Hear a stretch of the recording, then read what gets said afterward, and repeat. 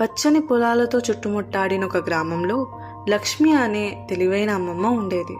ఆమె ప్రకృతితో ప్రత్యేకమైన అనుబంధాన్ని కలిగి ఉంది మరియు తరచూ గ్రామంలో పిల్లలతో తన జ్ఞానాన్ని పంచేది.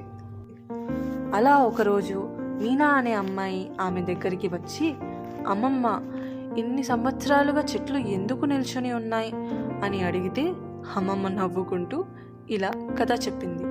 చాలా కాలం క్రితం చెట్లు మరియు మానవులు ఒక ఒప్పందం చేసుకున్నారు. చెట్లు నీడ, ఆశ్రయం మరియు ఆయువును అందిస్తానని ప్రమాణం చేశాయి. అయితే మానవులు వాటిని సంరక్షిస్తారని ప్రతిజ్ఞ చేశారు. ఈ పవిత్ర బంధాన్నే వృక్షబంధమని అంటారు. కాబట్టి ఎత్తుగా నిలబడి ఉన్న చెట్లను చూడంగానే చెట్లు మరియు ప్రజల మధ్య ఉన్న సంబంధాన్ని మర్చిపోకు నాన్న అని అమ్మమ్మ చెప్పింది.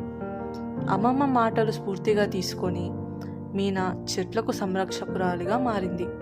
ఆమె వాటికి తరచు నీళ్లు పోసేది, వాటిని రక్షించేది, మానవులు మరియు ప్రకృతి సామరస్యంతో జీవించే ప్రపంచం యొక్క మాయాజాలాన్ని చూసింది. అలా ఆ గ్రామంలో తరతరాలకి అందించబడిన జ్ఞానంతో అభివృద్ధి చెందింది. జీవితం శాశ్వతమైన నృత్యంలో హృదయాలను మరియు మూలాలను కలుపుతుంది.